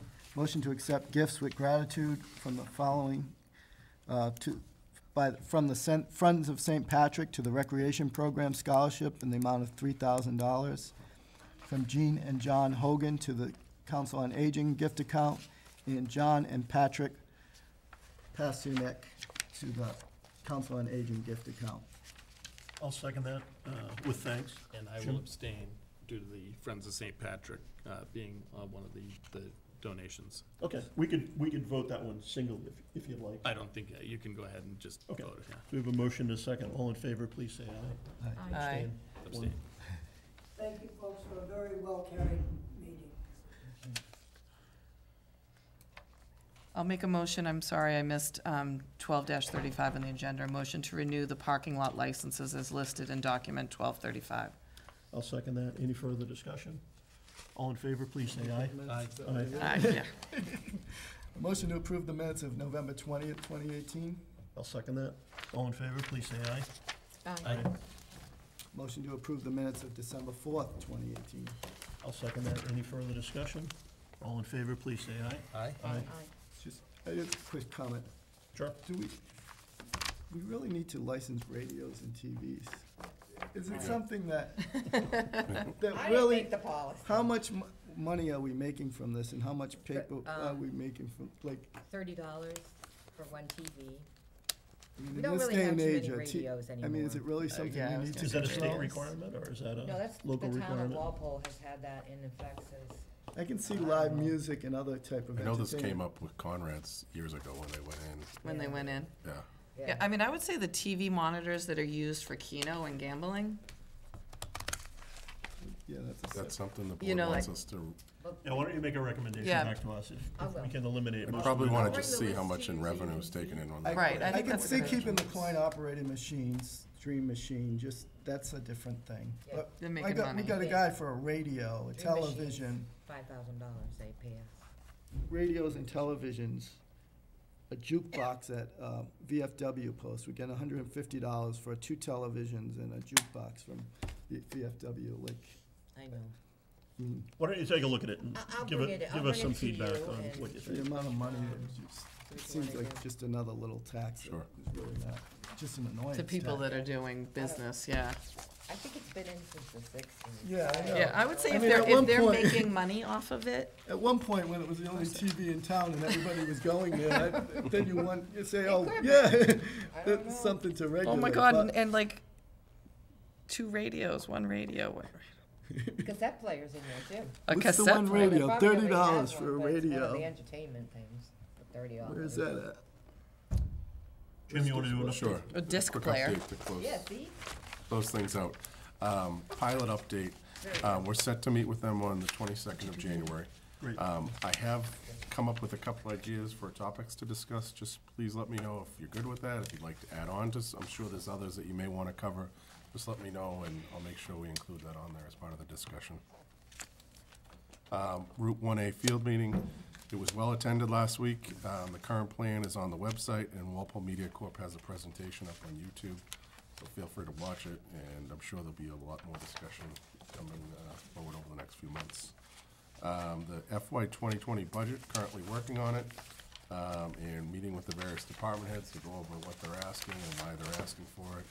And I will have something to present to the board during our budget discussion on January 15th before the budget message is finalized.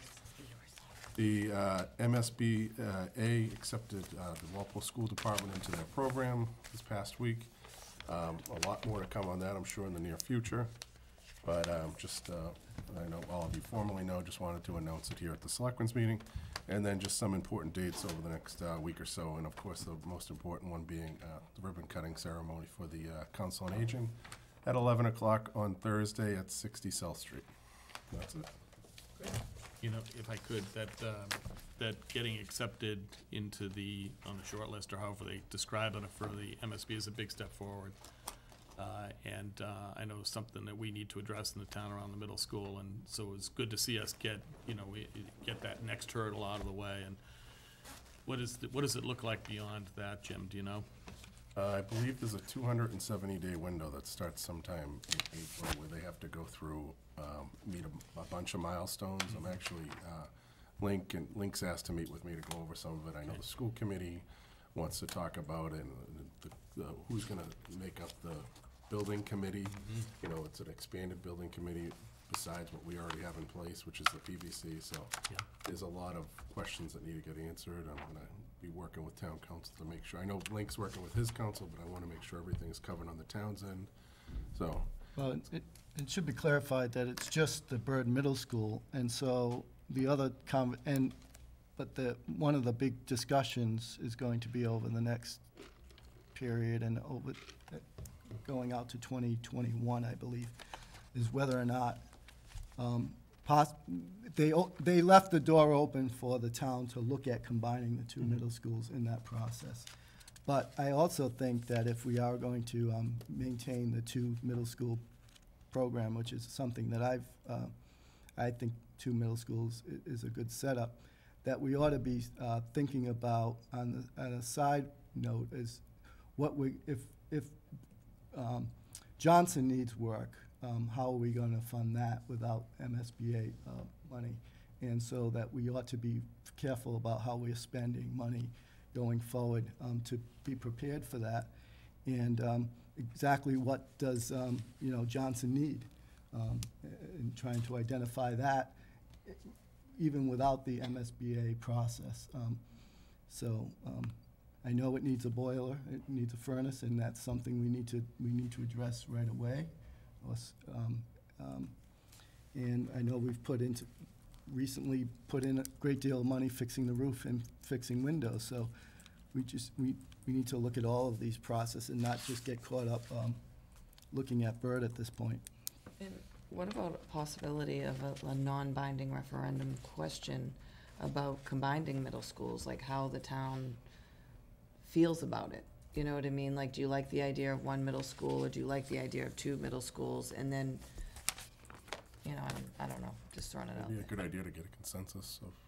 Yeah, and hopefully the process that's used to look at Byrd and look at the whole idea of whether we consolidate 2 middle schools into 1, takes a look at, all those things and has open forums and, invites people to come in. I wonder if, as a part of that process,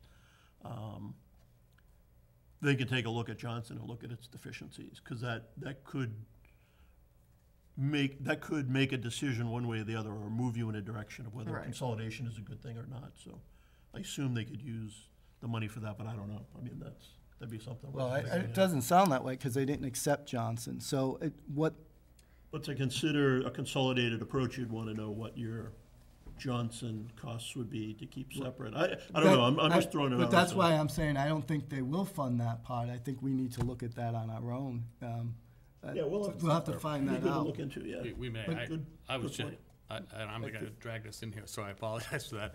I was just commenting that I thought it was a good thing that we made the list, and a big step forward, and obviously lots more to go. Yep. So. Yep. Yeah, because my understanding of reading it is that it was not just specifically to Johnson, but not a new structure. I'm sorry, Byrd, not a new structure, just a renovation for that school. So I guess it is all in the interpretation. Byrd?